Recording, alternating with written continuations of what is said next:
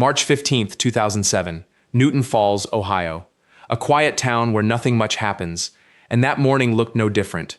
Major Karl Hoerig was due to report for a scheduled flight assignment. He was a career Air Force Reserve pilot, reliable, disciplined, the kind of man who didn't miss a shift. He didn't show up. To understand what happened to Karl Hoerig, you have to understand who he was before any of this began. Karl Hoerig was a career pilot with the Air Force Reserve's 910th Airlift Wing. He flew commercially as well. Flying was not just his job, it was his life's work.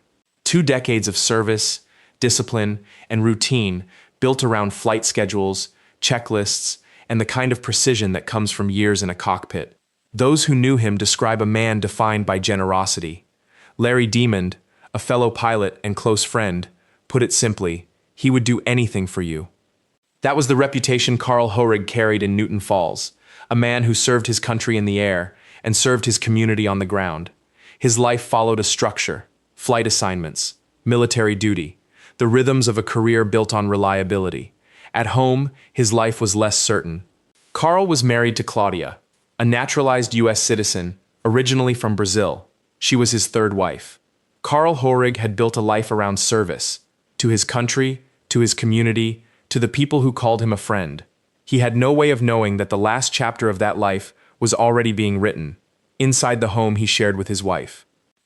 On the surface, Claudia Hoerig's life looked settled. A naturalized American citizen, married into a respected military family, living what appeared to be a stable, quiet life in small-town Ohio. But underneath that surface, the picture was far more complicated. Those close to the couple describe a marriage that had been unraveling, a relationship strained enough that Karl had reportedly begun planning to leave. Whatever had once held the marriage together was coming apart. Claudia would later offer her own account of what those final months were like. She claimed a history of domestic and emotional abuse within the marriage, a claim that would become the foundation of her legal defense years down the road. By early 2007, the marriage between Karl and Claudia Hoerig was reaching its end. Karl had made up his mind. He intended to leave her. To prosecutors, that decision would later become the motive at the heart of their case, a rejection Claudia could not accept. In the weeks that followed, a pattern emerged. Claudia purchased a firearm. She took lessons to learn how to use it. To prosecutors, this was not the behavior of a woman in crisis. It was preparation. Under Ohio law, murder requires what's known as prior calculation and design, buying a gun, learning to fire it, steps taken in advance, before the act itself. 2 versions of the same woman. One, a wife enduring abuse in silence. The other, a woman quietly preparing for something far more deliberate. Claudia's defense would tell a different story. They would frame this same period not as planning, but as the slow, mounting pressure of an abusive marriage. Pressure that would eventually break, not in a calculated act, but in a moment of what they called sudden passion. 2 narratives. 2 timelines built from the same set of facts. One side saw premeditation. The other saw a woman pushed to a breaking point. Both stories were building toward the same date, March 15th, 2007. Somewhere inside the Hoerig home on West 9th Street, Karl Hoerig was shot 3 times. The final shot was fired at close range, to the head. His body was covered with a construction tarp and left at the base of the stairs. What happened next moved quickly. Claudia emptied a bank account. She used her husband's flight credentials to arrange travel, credentials that belonged to the man lying inside their home. She got into her BMW and drove to the Pittsburgh airport.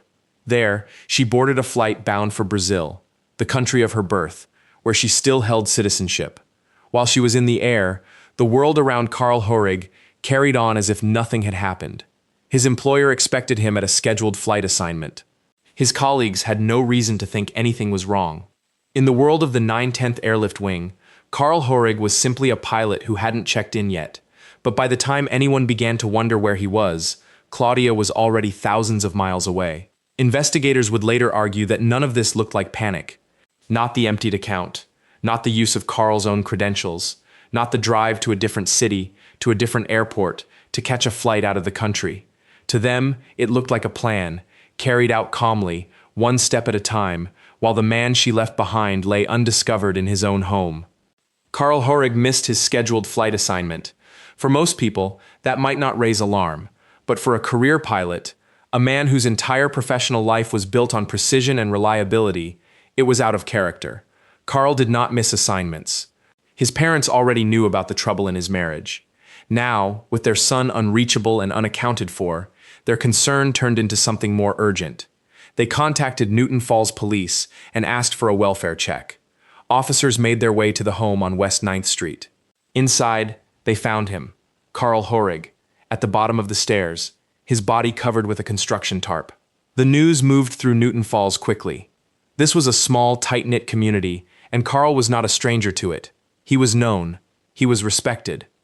Word of his death reached his fellow servicemen in the Air Force Reserve's 910th Airlift Wing, men and women who had flown alongside him, who had called him a friend. The grief was immediate, but so were the questions. Investigators didn't have to search far to find their first and only suspect. Claudia Hoerig was gone. Her bank account had been drained. No one could reach her. The pieces were already falling into place, even as the full picture of what had happened and how far she had gone was only beginning to take shape. With Karl Hoerig's body discovered, investigators turned to the evidence. The autopsy told its own story. Karl had been shot 3 times, from behind. The final shot was delivered at close range, to the head. Investigators would come to describe it in stark terms, execution style. The financial records added another layer. The timing of the emptied bank account lined up precisely with Karl's death, a connection investigators saw not as coincidence, but as motive and flight, timed together. Then came the travel records. Claudia hadn't just fled. She had used Karl's own flight credentials to arrange her escape, boarding a flight to Brazil the same day. To investigators, this wasn't the behavior of someone in a state of panic. It was the behavior of someone who already knew exactly what she was going to do and how she was going to leave. In 2007, a Trumbull County grand jury indicted Claudia Hoerig for aggravated murder. But by then, she was already gone. And what should have been a straightforward extradition turned into something far more complicated. Brazil's constitution contains a provision barring the extradition of its own citizens, even for serious crimes like murder. For Claudia, a Brazilian native, this meant the country of her birth had effectively become a safe harbor. What followed was a legal battle fought not in one courtroom, but 2, an ocean apart, inside Brazil's own highest courts. One case sat before the Supremo Tribunal Federal, Brazil's constitutional court, weighing the extradition request itself. The other sat before the Superior Tribunal de Justiça, Brazil's highest court for non-constitutional matters, tasked with answering a single, critical question: did Claudia Hoerig still legally hold Brazilian citizenship? The answer to that question would determine everything that came next. For years, the case sat frozen, locked inside Brazil's court system, with no clear path forward. Then, in 2013, that finally changed. Brazilian authorities revoked Claudia's Brazilian citizenship. The one legal barrier standing between her and extradition had been removed. But a legal opening was not the same as a resolution.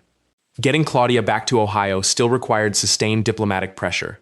Trumbull County prosecutor Dennis Watkins worked the case on every front, coordinating with the U.S. State Department, the Department of Justice, and Congressman Tim Ryan, pushing at every level to keep the case moving. Public attention played its own role. In late 2017, CBS's 48 Hours broadcast an episode on the case. According to Watkins, it was that renewed spotlight that finally helped force the issue to a resolution. In April 2016, Brazilian officials formally cleared the way. Claudia was taken into custody.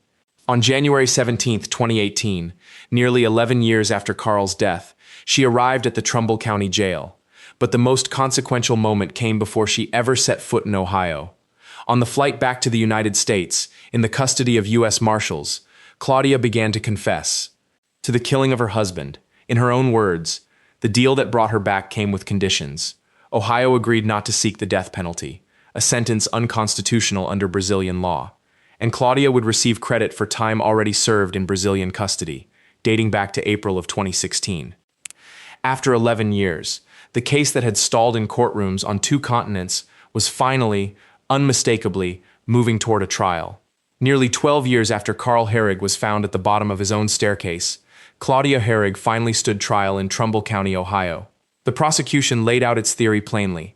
This was not a moment of desperation. It was premeditated murder. They pointed to the firearm she had purchased, the lessons she had taken, the way she had used her husband's own credentials to flee the country within hours of killing him.